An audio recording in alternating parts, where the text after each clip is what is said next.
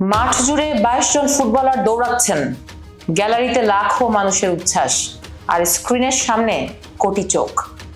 আপাত দৃষ্টিতে এটাই তো ফুটবল বিশ্বকাপ। কিন্তু 2026 সালের এই মেগা আসরে যা ঘটছে, তাকে কি আসলে শুধুই ফুটবল বলা যায়? মাঠের খেলাকে একপাশে সরিয়ে রেখে প্রেসিডেন্ট, মন্ত্রী আর ফেডারেশন কর্তারা মেতে উঠেছেন অন্য এক খেলায়। বিশ্লেষকেরা এর নাম দিয়েছেন পলিবল। পলিবল ফুটবল আর পলিটিক্সের এক অদ্ভুত সংকর, যেখানে ম্যাচের শেষ বাঁশি অনেক কিছুরই নিষ্পত্তি করতে পারছে না। আসল সিদ্ধান্তগুলো হচ্ছে ওভাল অফিসের টেলিফোন লাইনে, ইমিগ্রেশনের ভিসার সারিতে, কিংবা বন্ধ দরজার গোপন বৈঠকে। 48 দলের এই বিশাল যজ্ঞে অঘটন ছিল, চমৎকার সব গোলও ছিল, আবেগও ছিল, কিন্তু একটা লাল কার্ড যেন পুরো টুর্নামেন্টের আদ্যপান্ত বদলে দিল। যুক্তরাষ্ট্রের ফোলারিন বালোগানের সেই লাল কার্ডের কথা মনে আছে তো? নিশ্চয়ই মনে আছে। নিয়ম অনুযায়ী তার এক ম্যাচ নিষিদ্ধ থাকার কথা, কিন্তু তখনই দৃশ্যপটে এলেন খোদ মার্কিন প্রেসিডেন্ট ডোনাল্ড ট্রাম্প। তিনি সরাসরি ফোন করলেন ফিফা সভাপতি জিয়ান্নি ইনফান্তিনোকে। ফলাফল কি জানো?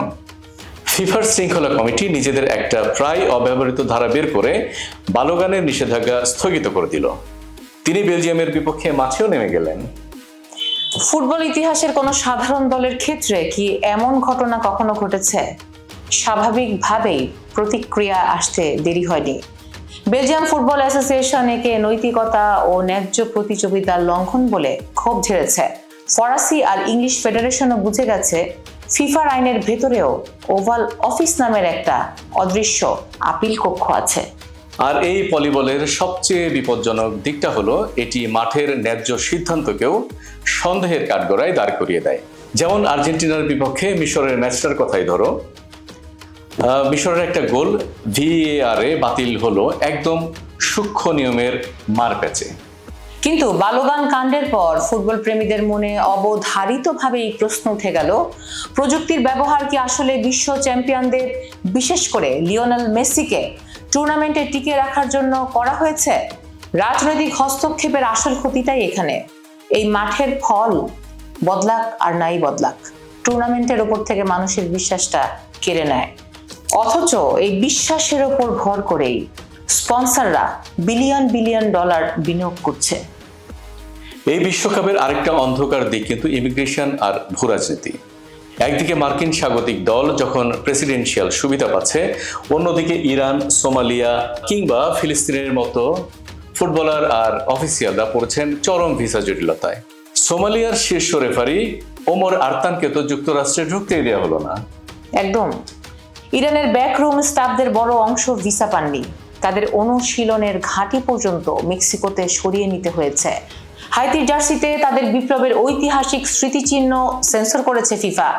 অথচ বড় কোনো পশ্চিমা শক্তির খামখেয়ালিপনা নিয়ে ফিফার তথাকথিত প্রাতিষ্ঠানিক নিরপেক্ষতা একদম নিশ্চুপ।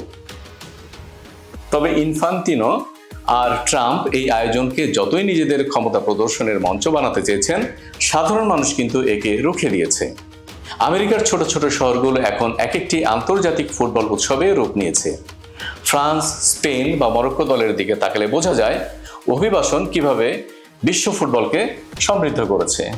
নরওয়ে, মরক্কো কিংবা জাপানের সমর্থকদের এই বাঁধ ভাঙা উল্লাস খুব কাছ থেকে দেখার সুযোগ হচ্ছে সাধারণ মার্কিন নাগরিকদের।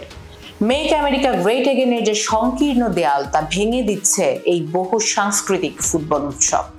টুর্নামেন্ট শেষ হবে, কেউ একজন ট্রফি উঁচিয়ে ধরবে, কিন্তু 2026 সালের এই বিশ্বকাপ ফুটবল ইতিহাসের পাতায় অন্য এক কারণে দাগ কেটে যাবে। তা হলো স্বচ্ছতার অভাব আর ক্ষমতার নগ্ন প্রকাশ।